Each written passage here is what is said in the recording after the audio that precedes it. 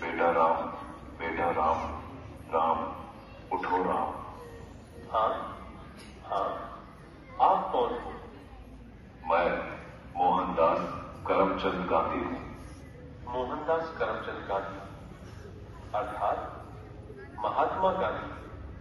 हाँ बेटा, लोग मुझे इसी नाम से ही पहचानते हैं। बेटा इधर आओ, तुम क्यों उदास लग रहे हो? बापू, बात यह है कि कल आजादी का पर्व है और मुझे कल स्कूल में उसके बारे में कुछ बोलना है, इसलिए। उसमें क्या बड़ी बात है, आजादी के बारे में कुछ बोलते हैं। लेकिन बापू, क्या सच में हम आजाद हुए हैं? तू ऐसा क्यों बोल रहा है? चलिए बापू, मैं आपको कुछ दिखाता हूँ। देखिए बापू, उस घर में। मम्मी पापा, मुझ पर थोड़ा रहम करो प्लीज, मुझे आगे पढ़ने दीजिए। मैं आगे पढ़ना चाहती हूँ और डॉक्टर बनना चाहती हूँ। बस बेटा, आपने बहुत पढ़ लिया। हमारे समाज में लड़कियां इतना पढ़े यही बहुत बड़ी बात है। पढ़ना लिखना छोड़ो और अपनी शादी के बारे में सोचो।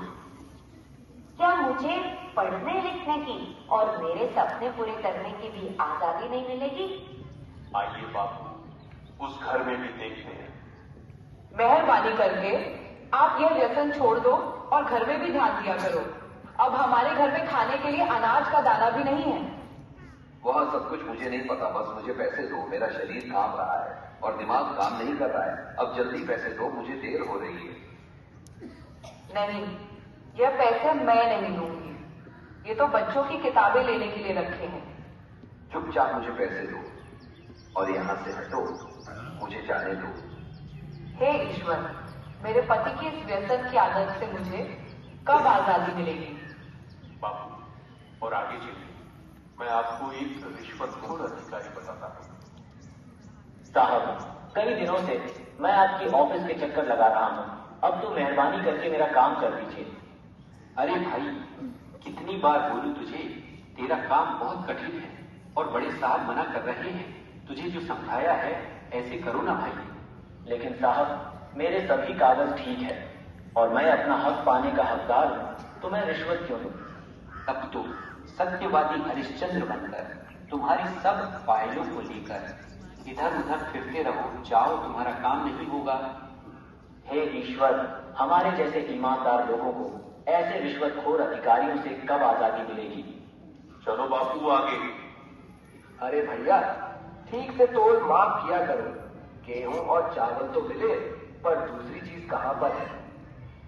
अरे भैया, आपको जल्दी आना चाहिए ना। बाकी सामान तो सब खत्म हो गया है। आगे से ही कम सामान आया, उसमें हम क्या कर सकते हैं? आपने तो कल ही सामान देना शुरू किया है, तो खत्म कैसे हो सकता है? अरे यहाँ से निकलो भैया, और लोग भी लाइन में राह देख रहे हैं। आपको जो शिकायत है वह बड़े अधिकारी से जाकर करना। हे भगवान, हम गरीबों को ऐसे अनाज की तस्करी करने वाले लोगों से कब आजादी मिलेगी?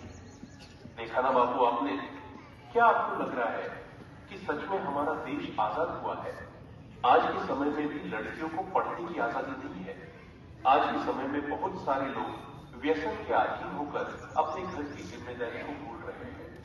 यहाँ पर सरकारी अधिकारी भी रिश्वत लेकर अपना काम करते हैं। अनाज बेचने वाला भी अनाज की तस्करी करके गरीबों का अधिकार छीन रहे हैं। क्या हम सच में आजाद हुए हैं?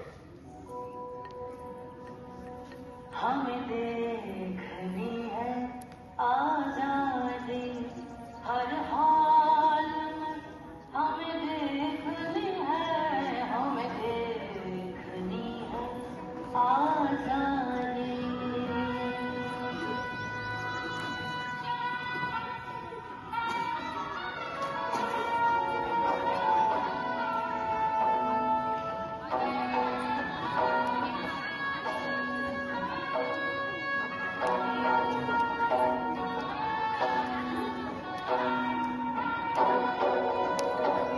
हमें देखनी